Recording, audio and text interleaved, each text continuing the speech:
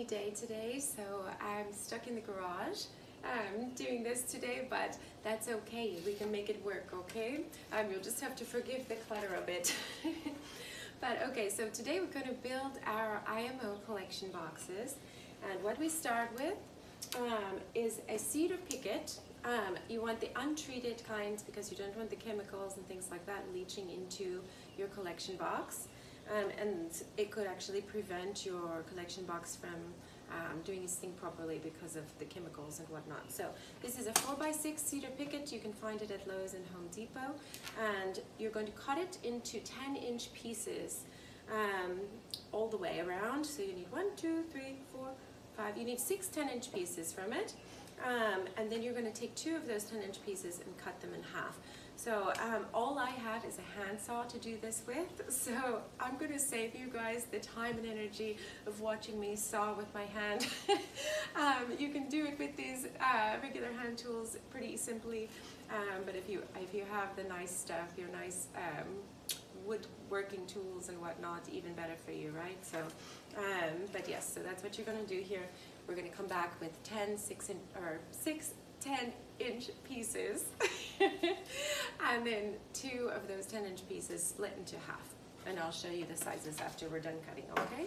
One quick tip when you're cutting as well, in case you're new to cutting, you're going to cut your first piece and then you're going to use that exact same piece to measure out the next 6 pieces, or the next 5 pieces rather, because if you don't use the same piece, they will progressively get larger and larger, so your pieces will all be a little bit wonky when you're trying to fit them together. So just stick with that same first piece that you cut and use that as your main measuring tool, okay?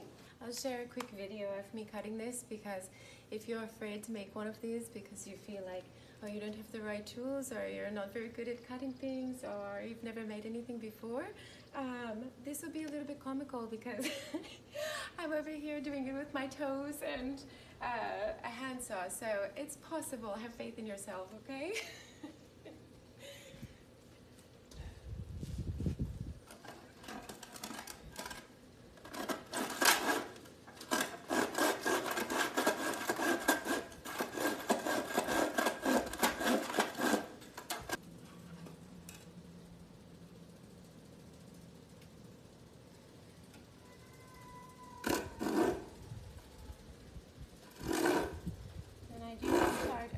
Slightly, really slow, because with the handsaw sometimes it splits this a little bit if you try to go too fast. So voila! Rain has chased us inside a bit. Hopefully you can still see me, but what I've done is I've cut all of the pieces into 10-inch pieces. I've left 4 of these solid like this into the 4 by 10s. And then I cut 2 of them into half. So you're gonna end up with 4 little pieces like this and 4 little pieces like this. And so then you're gonna put it all together. As you're putting it together, you can kind of use whatever you have on hand. I have some wood screws on hand from building a table earlier, so that's just what I'm gonna use.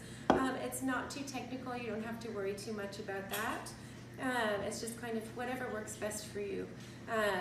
If you have something that will not rust in the rain, even better.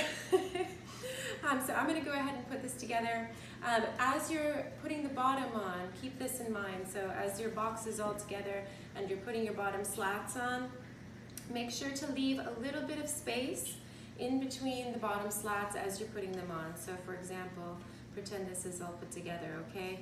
You're going to put your bottom slats together with maybe about a ½ inch of space or so. Just kind of fit them all on there the best you can. It doesn't have to be precise, okay? But you just want a little bit of space between so that the rice that you're going to put in later for the collection can kind of fall through a little bit, and the microorganisms can reach it and climb up to colonize your collection box. All right. Then putting it together, I will give you a little look at it here. So you can see, I mean, the screws that I used were a little bit long, and so they popped out here and there and split a little bit of the wood. It's nothing detrimental. It's going to hold together. So really it just depends. I mean, if you're one of those persons that needs to have it exactly perfect, then you probably have all of the tools to make it exactly perfect. So, but this one will work just fine. So you'll see the bottom part here, how they're split. You'll put the first two pieces, these end pieces on first. It makes it easier to have everything lined up, and then you just fit these two middle pieces in so that everything is sort of even. You can see there's a little bit of space here. It's not tons where it's all going to come falling out of the bottom, but it's a little bit, you know, to give access to the forest floor to come up and colonize the box. So the next important bit of this is when you put it all together, and you put your rice inside. So you're going to cook up some rice when it comes time for your collection day, okay? When you're ready to come out to the forest and collect your microorganisms. The way we're going to do it, you put enough rice to fill about a third of your box, okay? And you want to cook it so that it's al dente. You don't want it to be really soft, like it's good to eat, but you don't want it to be really, really hard either. You kind of want it somewhere in the middle, because you don't want it turning to mush inside your box.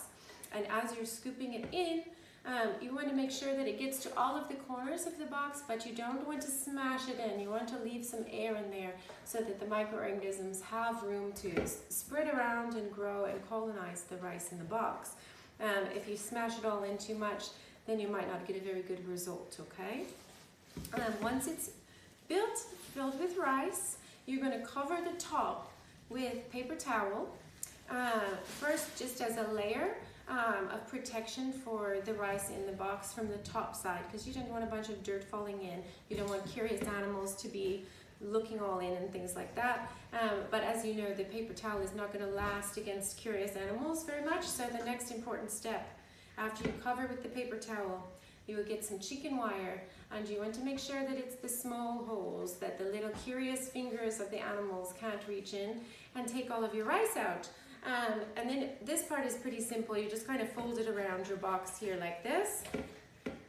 This one was from my old one actually, so I might have to readjust it just a little bit here, but that's no worries. It just kind of folds right on.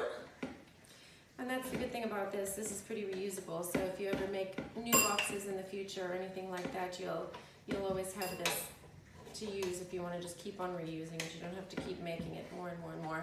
So you see that just kind of bends on there, and it makes a nice fitted lid so that the little animals can't get it off and they can't get inside, so that everything that you're collecting is safe and sound. Okay, and so now you have a nice finished collection box ready for use. Cheers.